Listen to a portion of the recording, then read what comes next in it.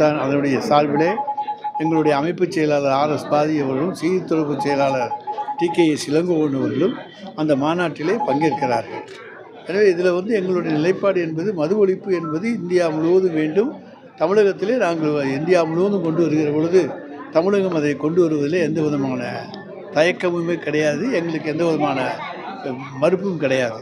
ஆனால் ஒன்று, இந்தியாவில் மற்ற மாநிலங்களாக தமிழ்நாட்டிலே மட்டும் நாம் மது ஒழிப்பை கொண்டு வந்து விட முடியாது. ஏன்னா பக்கத்தில் பாண்டிச்சேரி இருக்கிறது, அதேபோல் கர்நாடகா இருக்கிறது, தெலுங்கானா இருக்கிறது, ஆந்திரா இருக்கிறது, கேரளா இருக்கிறது.